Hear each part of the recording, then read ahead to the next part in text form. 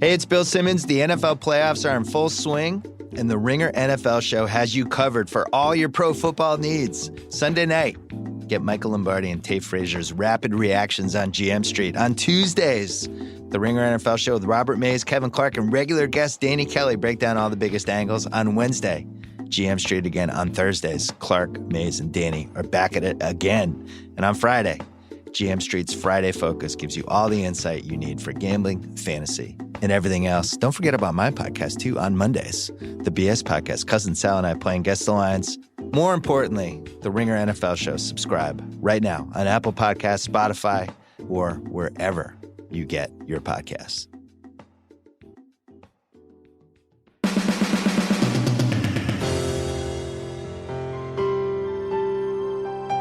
Welcome to Bachelor Party. I'm Juliet Litman, and this is the first of what I am calling Bachelor Party B-Sides. It's going to be a 20-minute Thursday podcast where we go over things I may have missed or things we've learned since Monday. And today I have with me Andrew Gruttadaro. Hi, Andrew. Hey, Juliet. Andrew is culture editor here at The Ringer. Most importantly, yesterday, he published the following article. How tall do you have to be to win The Bachelor? It was a deeply scientific analysis of all the contestants' heights and all the former Bachelor heights. Andrew, you did a lot of work for this.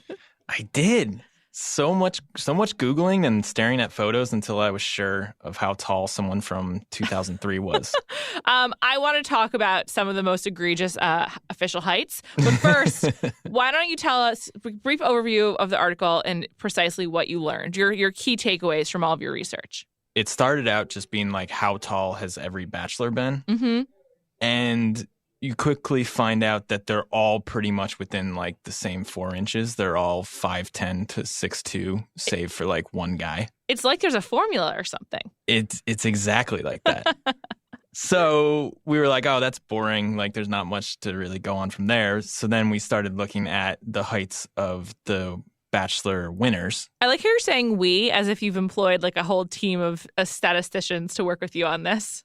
That's how my brain works. Okay. I talk to myself. So yeah, and then we looked at that and kind of saw that there were some trends and sort of like some averages to go on. And from there, we used that information to try to predict who's going to win this season. What was your source for everyone's height? A lot of Google. Okay. A lot of Wikipedia. IMDb lists heights for these people. How useful. Yeah. And some of them are still existent on the ABC website. Nice. And what are your key findings? My key findings is one, that 5'3" is a number that comes up most often in winners. Like the magic height? Yeah. So Jen Sheft in season 3 was 5'3". Melissa Rycroft, Catherine Giudice, and last season, Vanessa was 5'3". That's a bunch of winners. Like, I like all of those 5'3" women. I love Vanessa. I thought she seemed really cool. Really like Catherine. I think Melissa Rycroft seemed pretty dope. She handled being dumped at the after the final rose pretty well in what was a truly unprecedented Bachelor event. So that was dope. Like, I think 5'3" is not just the magic height to winning, but like for being cool on the show. It's just an overall good height for you. Sure. I'm 5 inches taller than that, so it doesn't apply to me. But like, shout out to all the 5'3" women out there. In this season, there's currently only one 5'3" person. Mikkel is the only 5'3" woman left. I'm not that surprised to hear that. She was getting a lot of time. And she's 11 inches shorter than Arie, who's purportedly 6'2". I don't think I believe that, but we'll come back to that in a minute. Right. So the other thing is, I thought that maybe it's more important. Height differential is more important than actual height, like because these guys do vary a little bit. So maybe there's some kind of relationship there. And the average height difference is 7.55 inches. So in between 7 and 8 inches. And there are 9 girls on this season who have all survived through the first 2 episodes who are between 7 and 8 inches shorter than Arie. So we're looking at Annalise, Chelsea, Kendall, Marique, Tia, Ashley, Becca K, Crystal, and Lauren S. Yep. This is a compelling group of evidence because I think so too. Chelsea, Becca K, Crystal, and Tia have all gotten a fair amount of time. Annalise was the recipient of the world's most absurd Bachelor reenactment with her Bless her. Her bumper cars tragedy. I hope she's doing okay.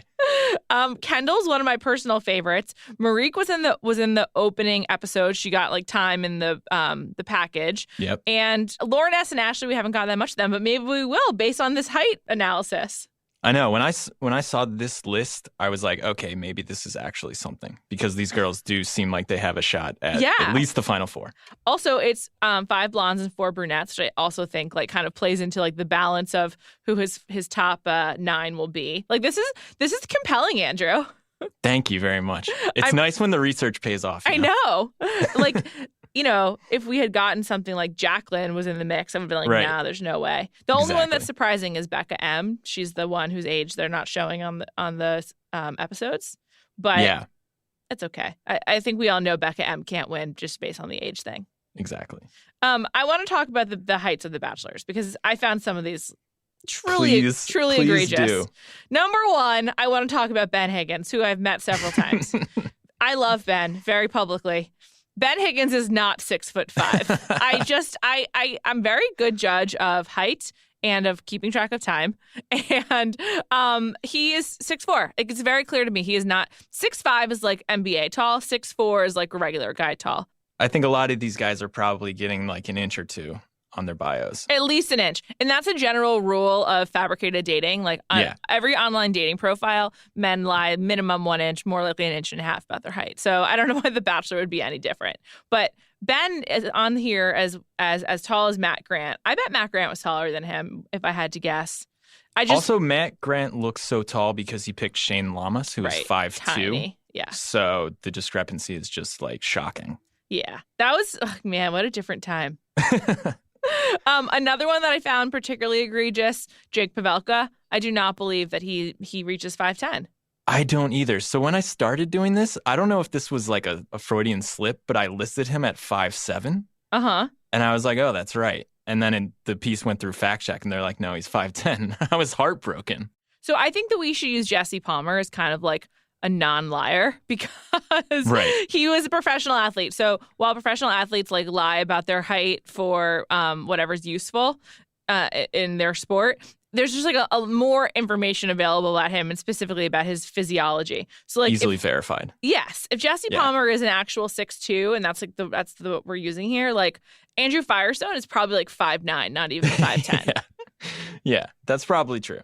That one's ridiculous to me. The other one that I found surprising, Brad Womack. He's listed as 6'1", and I would have thought he was either like 6'3", 6'4", and knowing that he's not, I'm definitely going to put him sub 6 feet.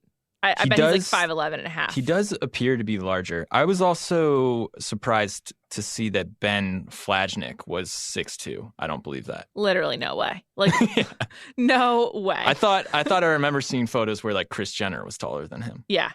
Remember when they dated? That was the best. What a dark history we have with this show. I love it. It's completely insane. It's so good. I want to move on to discussing another man whose height I don't completely believe, Arie Luyendyk Jr., our current Bachelor, listed at 6'2", probably with his hair the way that he wears it. Sure. Probably correct. My biggest regret coming out of my podcast with the sports gal is that I don't really think we dug into just how poor Arie is in emotional situations. So, Andrew, I was hoping we could go over that. Yeah, it's my favorite part of the show so far. Is it? It's just like bewildering how he doesn't really seem like a human. No, he doesn't. And so excellent. That's what I want to discuss. And I want to begin with what I found to be his most disingenuous moment of the show so far.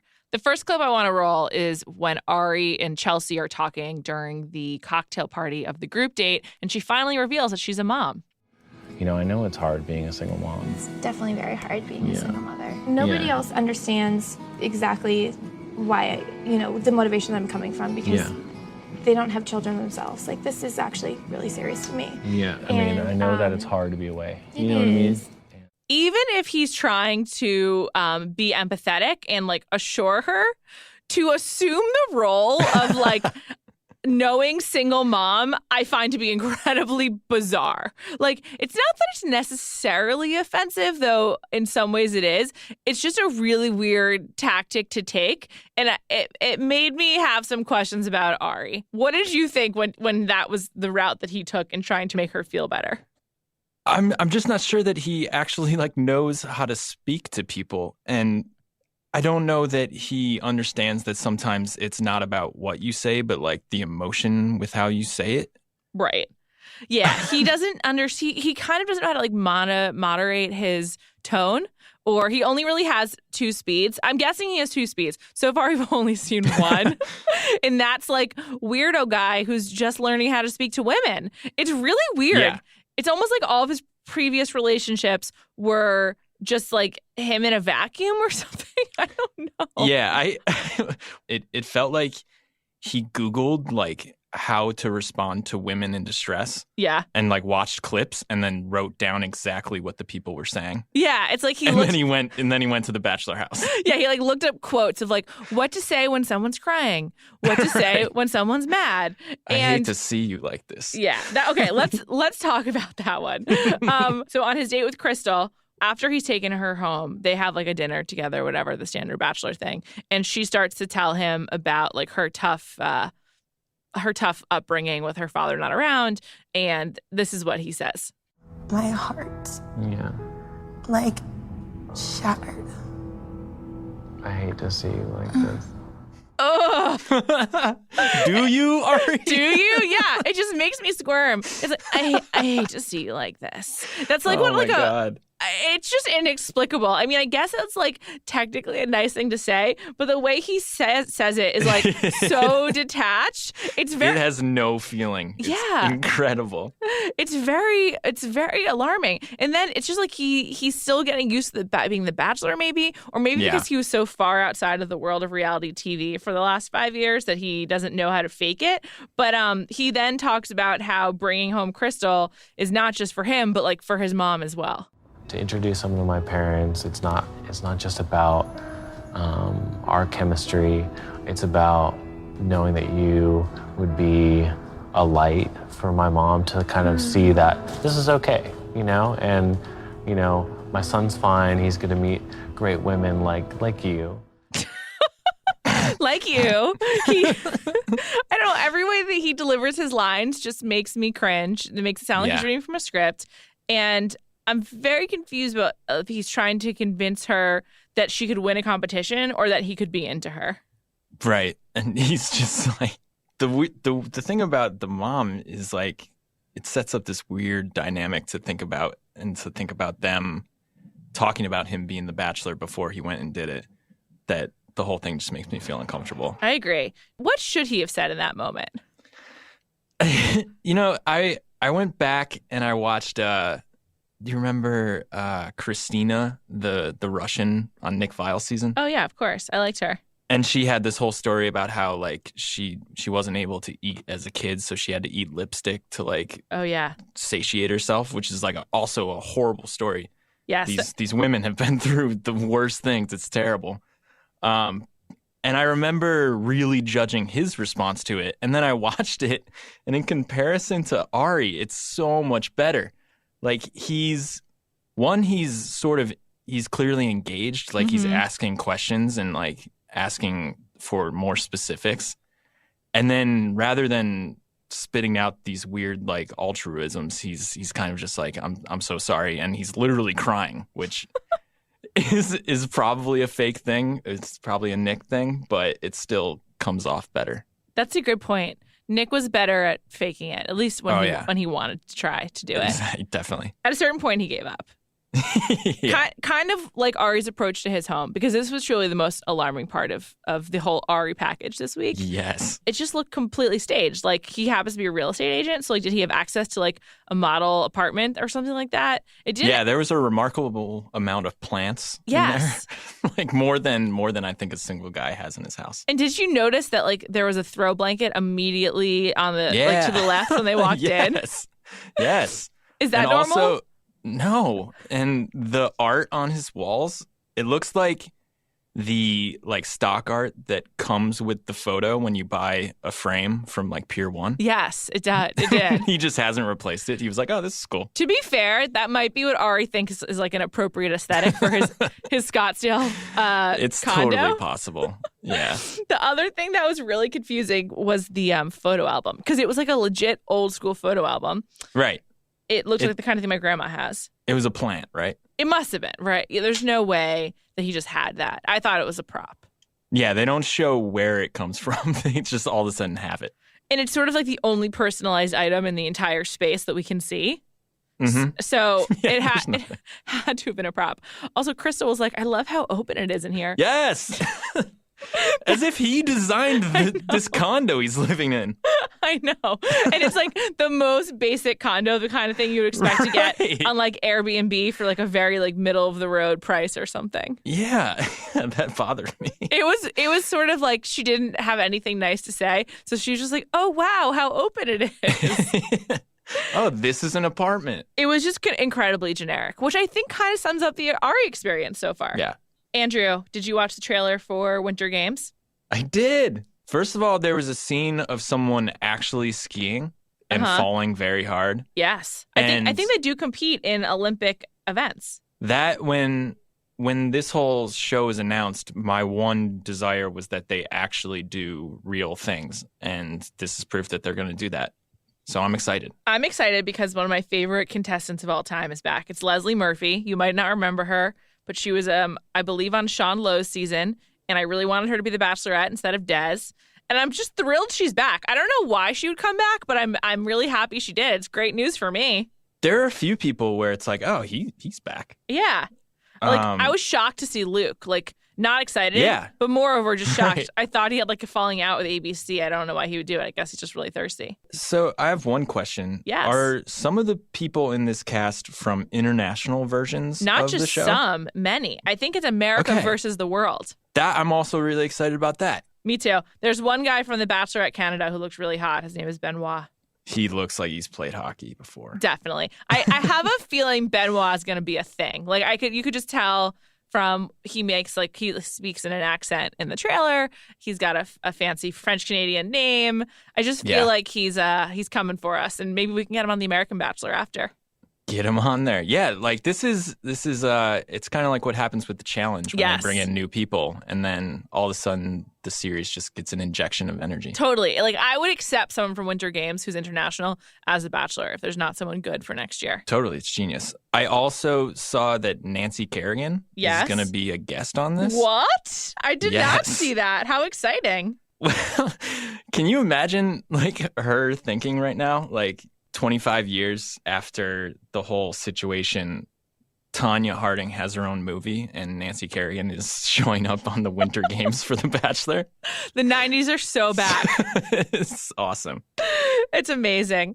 Andrew, thanks for coming on for this Bachelor B-side. Thank you for having me. It's been a delight. Back on Monday for episode 3. Goes up right after the East Coast airing, so you can listen as you fall asleep or on your way to work the next morning, really whenever you want. Thanks for listening again. Don't forget to subscribe and check out Andrew's article on theringer.com.